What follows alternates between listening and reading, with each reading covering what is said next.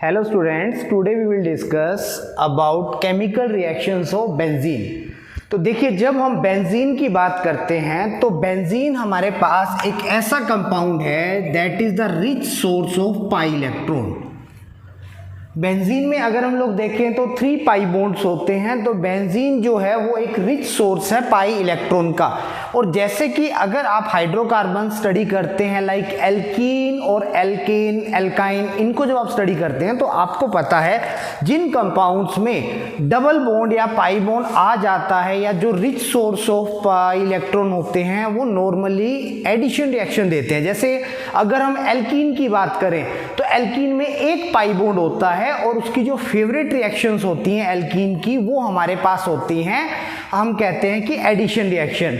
और एल्काइन की बात करें तो एल्काइन में 2 पाई बॉन्ड होते हैं और एल्काइन भी सेम हम कह सकते हैं कि एल्काइन की जो फेवरेट रिएक्शन होती हैं वो भी होती हैं एडिशन रिएक्शन। बट अगर हम बेंजीन की बात करते हैं तो बेंजीन में 3 पाई बॉन्ड्स है देखिए, बट फिर भी हम ये कहते हैं बेंजीन जो होती है उसकी फेवरेट रिएक्शन एडिशन रिएक्शन नहीं होती। Benzene are more reactive toward electrophilic substitution reaction. Benzene जो होती है उसकी जो मेन केमिकल रिएक्शंस होती हैं वो होती हैं इलेक्ट्रोफिलिक सब्स्टिट्यूशन रिएक्शन। तो ऐसा क्या है कि बेंजीन में पाई बॉन्ड है फिर भी उसकी जो मेन रिएक्शन है वो एडिशन रिएक्शन नहीं होती, इलेक्ट्रोफिलिक सब्स्टिट्यूशन रिएक्शन होती है। पहले पार्ट में हम लोग ये डिस्कस करेंगे। उसके बाद सेकंड पार्ट में हम लोग ये डिस्कस करेंगे कि जो बेंजीन है उसकी इलेक्ट्रोफिलिक सब्स्टिट्यूशन रिएक्शन की मैकेनिज्म क्या होती है। तो देखिए, पहले हम ये देखते हैं कि एडिशन रिएक्शन बेंजीन क्यों नहीं देता। रीजन क्या है कि अगर हम बेंजीन की बात करें तो बेंजीन में देखिए 3 पाई बॉन्ड्स होते हैं और तीनों के तीनों पाई बॉन्ड जो आते हैं वो कॉन्जुगेशन में आते हैं। That's why we can say benzene are aromatic. Benzene जो होती हैं वो होते हैं हमारे पास एरोमेटिक कंपाउंड।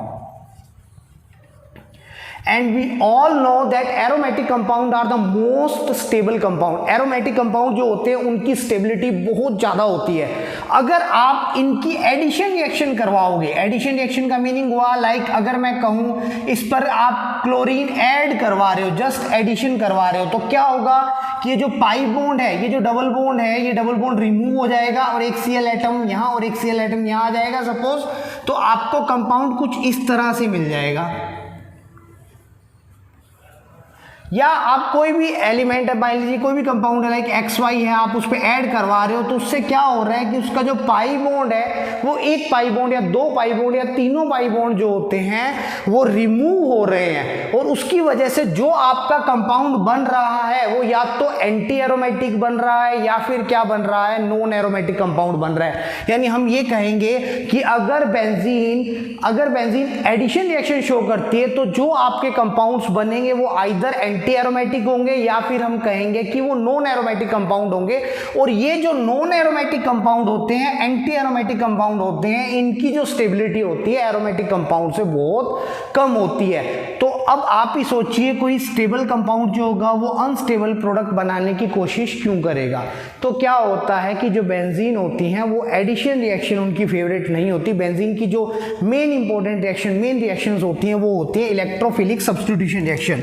अब इलेक्ट्रोफिलिक सब्स्टिट्यूशन रिएक्शन में क्या होता है, इलेक्ट्रोफिलिक सब्स्टिट्यूशन रिएक्शन में बेंजीन की एरोमेटिसिटी मेंटेन रहती है। कैसे मेंटेन रहती है, देखिए बेंजीन क्या करती है, अगर मान लीजिए आप बेंजीन की रिएक्शन क्लोरीन से करवाते हो तो क्या होगा, यहाँ से किसी भी एक कार्बन से एक H का रिमूवल होता है और उसकी जगह पर कौन आ जाता है, Cl इलेक्ट्रोफाइल आ जाता है। तो H चला गया और H की जगह पर कौन आ गया, Cl आ गया एज अ इलेक्ट्रोफाइल।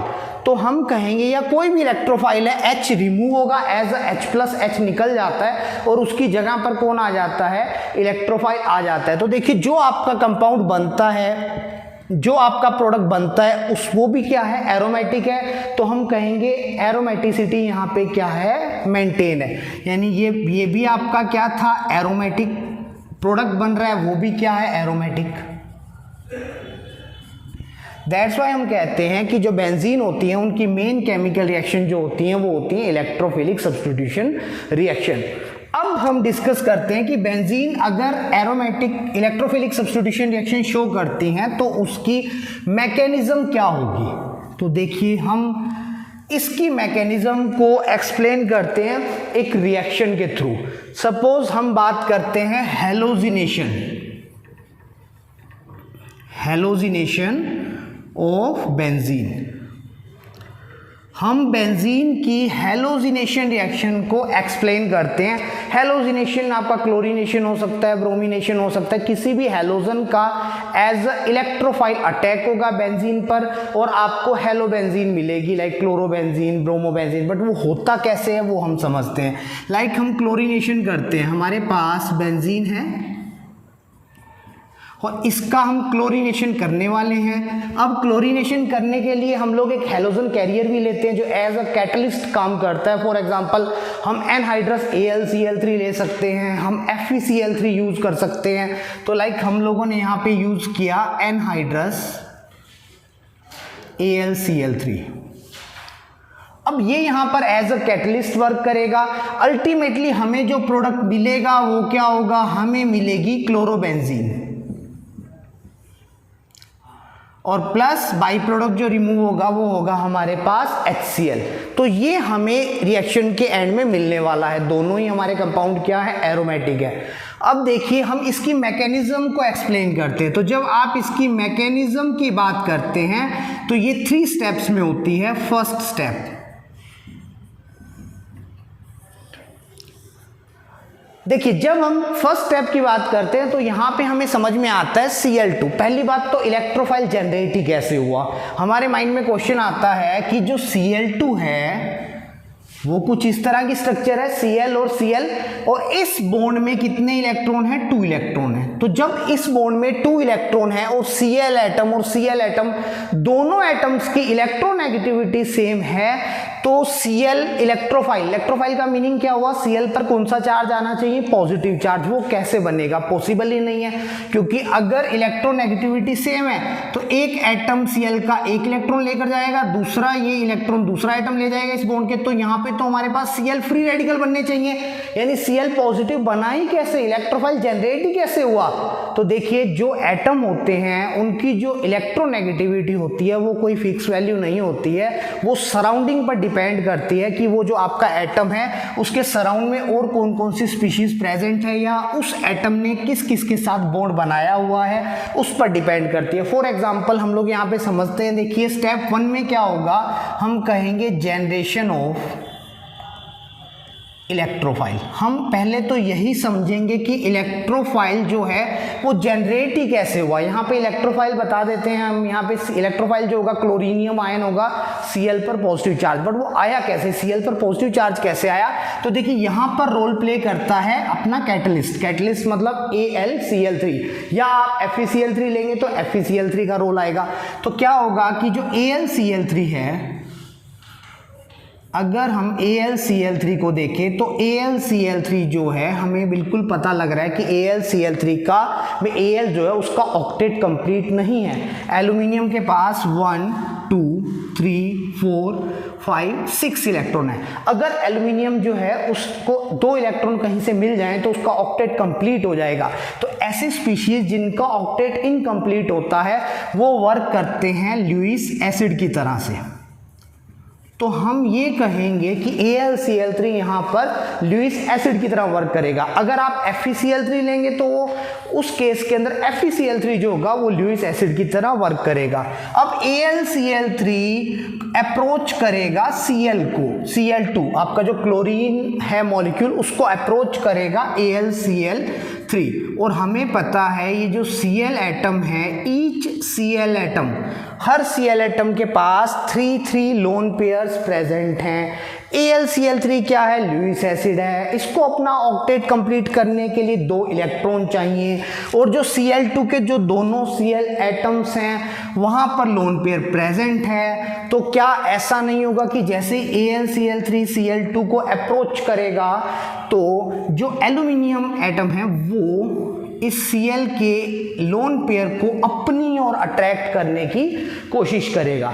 जैसे ही ये लोन पेयर अपनी ओर अट्रैक्ट करने की कोशिश करेगा वैसे ही क्या होगा, इस बॉन्ड के, ये जो आपके सामने बॉन्ड आ रहा है सिग्मा बॉन्ड जो है Cl के पीछे बना हुआ है, इसके जो इलेक्ट्रॉन है वो थोड़ा सा शिफ्ट हो जाएंगे। किसकी साइड शिफ्ट हो जाएंगे? इस Cl की साइड में। तो ये जब बॉन्ड ब्रेक होगा, अब देखिए पहले तो दोनों Cl एटम, जब तक AlCl3 नहीं था तब तक तो दोनों Cl एटम जो थे उनकी इलेक्ट्रॉन नेगेटिविटी सेम थी। तो जितनी पावर इस Cl में इलेक्ट्रॉन को अट्रैक्ट करने की थी, सेम उतनी ही पावर इस Cl एटम में इलेक्ट्रॉन को अट्रैक्ट करने की थी। लेकिन जैसे AlCl3 ने इस Cl2 मॉलिक्यूल को अप्रोच किया तो AlCl3 मॉलिक्यूल जिस Cl एटम के साइड में होगा उस Cl की इलेक्ट्रॉन नेगेटिविटी थोड़े टाइम के लिए इंक्रीज हो गई, क्योंकि ये Cl एटम अपने लोन पेयर इसको डोनेट करेगा और यहां से इस बॉन्ड के इलेक्ट्रॉन को अपनी ओर अट्रैक्ट करेगा। तो अल्टीमेटली क्या होगा, जब ये बॉन्ड ब्रेक होगा तो कुछ इस तरह से हमें मिलेगा। ये जो Cl एटम होगा 1 2 3 4 5 6 ये अपना इलेक्ट्रॉन लूज कर देगा। तो यहाँ पे चार्ज क्या आ जाएगा? पॉजिटिव। और ये जो Cl होगा ये Cl इस Al के साथ बॉन्ड बनाएगा और हमें जो स्पीशीज मिलेगी वो मिलेगी AlCl4 और AlCl4 मिलेगा। और इसके ऊपर Al के ऊपर जो चार्ज आएगा, एल्यूमिनियम पे चार्ज जो आ जाएगा वो नेगेटिव आ जाएगा। क्यों नेगेटिव आएगा? क्योंकि Al जो है उसने इलेक्ट्रॉन को एक्सेप्ट किया। ऑब्वियसली कोऑर्डिनेट बॉन्ड है क्योंकि Cl ने ही अपने दोनों इलेक्ट्रॉन्स को डोनेट किया है। तो आप इसको इस तरह से एरो से भी शो कर सकते हो। तो अल्टीमेटली हमें कुछ ऐसी स्पीशीज मिल रही है जिसे हम AlCl4 और ऊपर नेगेटिव चार्ज लगा सकते हैं। तो ये स्पीशीज हमें मिल रही है और साथ के साथ हमें क्या मिल रहा है? Cl positive charge. ये जो Cl पॉजिटिव चार्ज आ गया है तो हमें पता है जिन स्पीशीज पर पॉजिटिव चार्ज होता है that species are known as electrophile. वो इलेक्ट्रोफाइल की तरह वर्क करते हैं। तो देखिए हमारा जो इलेक्ट्रोफाइल है वो यहाँ पे जनरेट हो गया है और ये इलेक्ट्रोफाइल हमारा यहाँ पे जनरेट हो गया है और इस इलेक्ट्रोफाइल को हम कहेंगे क्लोरीनियम आयन। अब देखिए जब इलेक्ट्रोफाइल जनरेट हो गया तो सेकंड स्टेप जो हमारे पास आता है यानी स्टेप 2, वो स्टेप 2 क्या है वो देखते हैं हम लोग। देखिए हमारे पास आएगा स्टेप 2।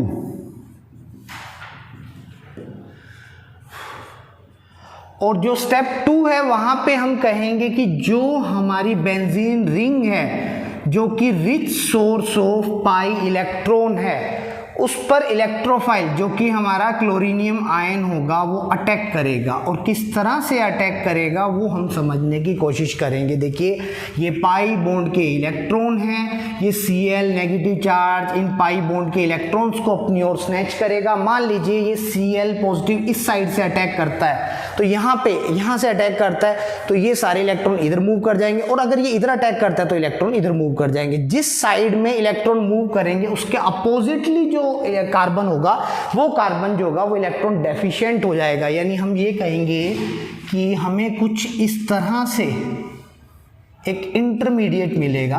सपोज ये Cl यहाँ अटैच हुआ तो ये जो कार्बन है हमारा ये पॉजिटिवली चार्ज हो गया क्योंकि ये इलेक्ट्रॉन यहाँ मूव किए थे। Cl पॉजिटिव चार्ज किसी भी कार्बन पर अटैक कर सकता है। All carbon of benzene in this case are similar. तो मान लीजिए हमें क्या मिल गया? एक इंटरमीडिएट मिल गया। अब ये एक ऐसा इंटरमीडिएट है जिसमें कार्बन पर पॉजिटिव चार्ज आ रहा है तो आप इसे कार्बोकैटायन कह सकते हैं और या हम इसे एरिनियम आयन कह सकते हैं। एरिनियम आयन ये हमारा इंटरमीडिएट है या इसी को सिग्मा कॉम्प्लेक्स का नाम भी दिया जाता है। तो हमारा जो सेकंड स्टेप है इसका नेम क्या हो जाएगा? इसका नेम हो जाएगा फॉर्मेशन ऑफ इंटरमीडिएट। आप उसका नाम कार्बोकैटायन दे सकते हैं या एरिनियम आयन या सिग्मा कॉम्प्लेक्स। अब बात आती है कि एरिनियम आयन जो है उसकी स्टेबिलिटी को थोड़ा सा डिस्कस कर लेते हैं। एरिनियम आयन क्यों बन रहा है? वैसे तो देखिए जो बेंजीन रिंग होती है उस पर कभी भी पॉजिटिव चार्ज आ जाए तो वो क्या होता है? थोड़ा अनस्टेबल होता है क्योंकि बेंजीन रिंग खुद क्या है? इलेक्ट्रॉन का रिच सोर्स है और हम उस पर पॉजिटिव चार्ज शो कर रहे हैं और हम बता रहे हैं कि वही क्या आ रहा है हमारे पास? इलेक्ट्रॉन डेफिशिएंट है। तो जो अपने आप में इलेक्ट्रॉन रिच सोर्स है उसी पर आप पॉजिटिव चार्ज डाल रहे हो तो कहीं ना कहीं हम कह सकते हैं कि ये दोनों बातें एक दूसरे को कॉन्ट्रा इंडिकेट करती है, बट फिर भी हम कहते हैं जो एरिनियम आयन है वो क्यों बना है, क्योंकि एरिनियम आयन थोड़ा सा स्टेबल है। उसकी स्टेबिलिटी कहाँ से आ रही है वो हम समझ सकते हैं। यहाँ पे अगर आप ध्यान से देखें तो पाई पॉजिटिव चार्ज टाइप का कॉन्जुगेशन आ रहा है। देखिए पाई पॉजिटिव चार्ज कॉन्जुगेशन, फिर यहाँ पे भी देखिए कॉन्जुगेशन आ रहा है, तो यहाँ पे हम कह सकते हैं पाई पॉजिटिव चार्ज कॉन्जुगेशन होगा, और उस कॉन्जुगेशन की वजह से ये जो पॉजिटिव चार्ज है डीलोकेलाइज हो सकता है, या हम कह सकते हैं ये जो आपका जो पॉजिटिव चार्ज है ये डीलोकेलाइज हो सकता है, या ये मूव कर सकता है रेजोनेंस के थ्रू, तो ये डिस्पर्स हो सकता है पॉजिटिव चार्ज। और हमें पता है केमिस्ट्री में अगर कोई चार्ज होता है वो जितना ज़्यादा डिस्पर्स होता है या जितना ज़्यादा डीलोकेलाइज होता है उस चीज़ की स्टेबिलिटी उतनी ज़्यादा इंक्रीज हो जाती है। दैट्स वाई हम कहेंगे कि एरिनियम आयन बनने की पॉसिबिलिटी थी, क्योंकि इसमें थोड़ी सी स्टेबिलिटी हमें नजर आई। अब इसकी क्या क्या रेजोनेटिंग स्ट्रक्चर बनाई जा सकती है, तो देखिए ये पाई बॉन्ड के जो इलेक्ट्रॉन्स हैं, ये पाई बॉन्ड के इलेक्ट्रॉन इस पॉजिटिव चार्ज की साइड अट्रैक्ट होंगे, तो यहाँ पे क्या होगा, पाई बॉन्ड बनेगा, और फिर ये कार्बन आपका इलेक्ट्रॉन डेफिशिएंट हो जाएगा, तो आपकी ये रेजोनेटिंग स्ट्रक्चर बन सकती है। यहाँ पे देखिए, अब देखिए क्या होगा, ये जो पाई बॉन्ड के इलेक्ट्रॉन है ये इस पॉजिटिव चार्ज की साइड अट्रैक्ट होकर यहाँ पे बॉन्ड बनाएंगे, तो ये वाला जो एटम है आपका क्या हो जाएगा, इलेक्ट्रॉन डेफिशिएंट हो जाएगा।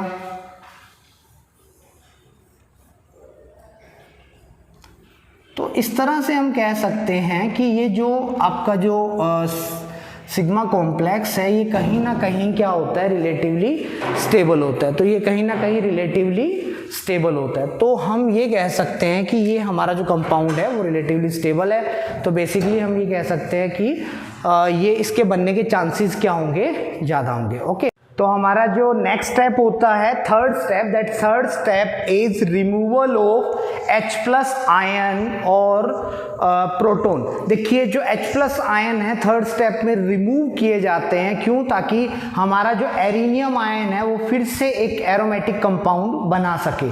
तो क्या होगा कि यहाँ पे हमारे पास इस एरिनियम आयन में यहाँ पे है H एटम, इस H एटम के जो सिग्मा बॉन्ड के इलेक्ट्रॉन्स हैं वो मूव करते हैं और यहाँ पे पाई बॉन्ड जनरेट होता है, और ये जो H+ है ये हमारे पास जो एक स्पीशीज़ है, नेगेटिवली चार्ज स्पीशीज़ है, जिसको आप न्यूक्लियोफाइल की तरह कह सकते हैं। देखिए Al और Cl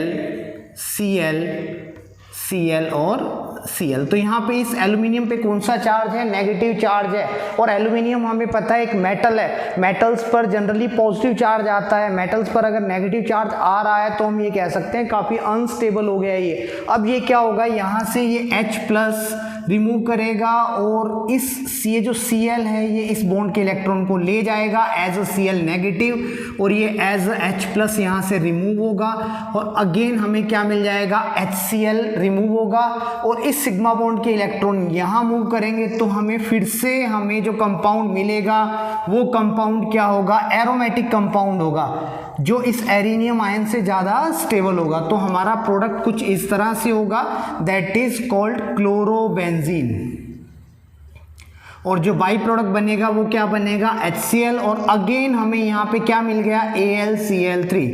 तो देखिए हमने इनिशियली AlCl3 जो यूज़ किया था वो एज अ कैटलिस्ट यूज़ किया था, और कैटलिस्ट की डेफिनेशन होती है कि कैटलिस्ट जो होते हैं दे does not participate in reaction, they just alter the rate of reaction, वो रेट ऑफ रिएक्शन को एल्टर करते हैं, लेकिन हम कहेंगे कि वो रिएक्शंस में पार्टिसिपेट नहीं करते हैं। तो देखिए AlCl3 हमने जैसा इनिशियली लिया था वैसे AlCl3 फिर से हमें मिल गया है। तो यहाँ पे AlCl3 किसकी तरह से काम कर रहा है, कैटलिस्ट की तरह से वर्क कर रहा है। तो ये ओवरऑल हमारी जो मैकेनिज्म है वो मैकेनिज्म होती है aromatic, electrophilic aromatic substitution. Thank you.